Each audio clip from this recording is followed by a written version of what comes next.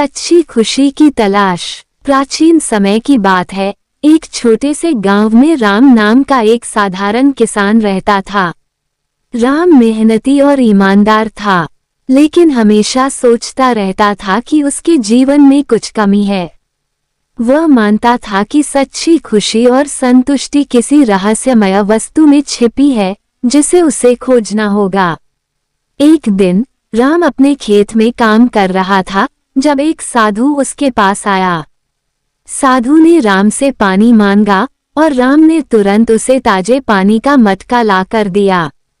साधु ने पानी पीने के बाद राम को आशीर्वाद दिया और कहा, तुम्हारे मन में शांति नहीं है, क्या तुम सच्ची खुशी की तलाश में हो?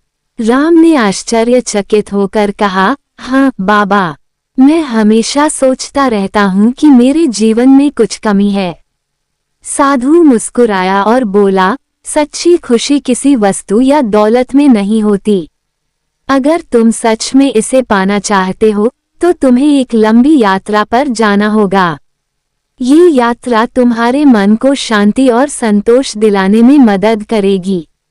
राम ने साधु की बातों पर भरोसा किया और यात्रा पर निकलने का फैसला किया। राम ने अपने परिवार को अलविदा कहा और यात्रा पर निकल पड़ा। चलते चलते वह एक बड़े नगर में पहुंचा। नगर के बीचों बीच एक भव्य महल था जिसमें राजा रहता था। राम ने सोचा कि शायद राजा के पास सच्ची खुशी का रहस्य हो। वह राजा के पास पहुंचा और अपनी बात रखी। राजा ने राम को देखा और कहा, अगर तुम्हें सच्ची खुशी चाहिए तो पहले मेरे महल में एक रात बिताओ। मेरे पास अपार धन दौलत है और मैं तुम्हें इसकी एक झलक दिखाऊंगा। राम ने राजा की बात मान ली।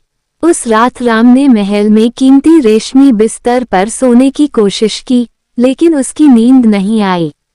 उसे लगा कि उसकी सच्ची खुशी की तलाश यहाँ पूरी नहीं होगी। अगले दिन राम ने राजा से विदा ली और अपनी यात्रा जारी रखी। कुछ दिन चलते चलते वह एक जंगल में पहुंचा जहां एक ऋषि अपनी कुटिया में ध्यानमग्न था। राम ने ऋषि को अपनी समस्या बताई। ऋषि ने उसकी बात सुनी और मुस्कुराते हुए कहा, सच्ची खुशी किसी बाहरी वस्तु में नहीं बल्कि तुम्हारे भीतर ही छिपी है।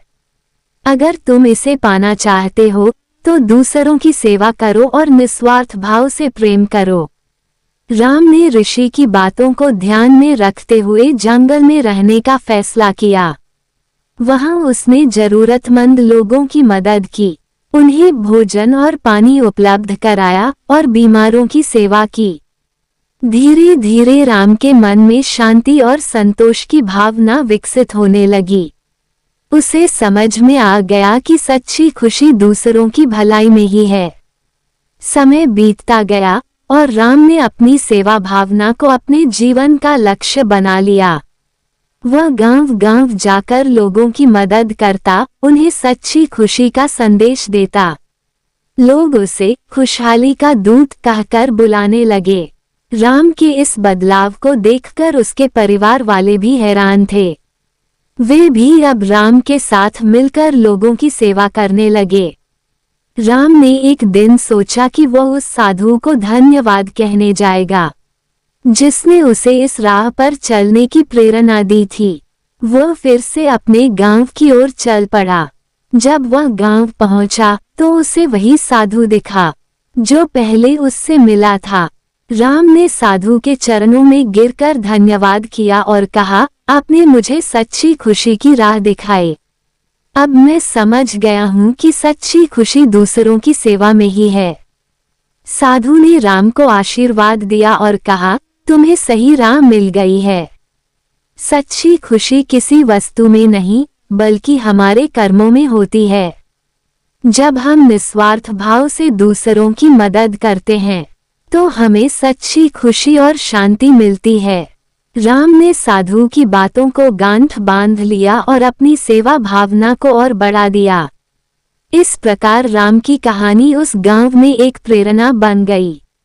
गांव के लोग राम के साथ मिलकर सेवा कार्यों में जुट गए और एकता की भावना विकसित की। सभी को समझ में आ गया कि सच्ची खुशी किसी बाहरी वस्तु में नहीं, बल्कि हमारे अच्छे कर्मों और दूसरों की भलाई में ही छिपी है। कहानी से शिक्षा: सच्ची खुशी और शांति बाहरी संपत्ति या भौतिक सुखों में नहीं, बल्कि दूसरों की सेवा और निस्वार्थ प्रेम में होती है। जब हम दूसरों की मदद करते हैं और उनके जीवन में खुशियां लाते हैं, तो हमें भी सच्ची खुशी का अनुभव होता है।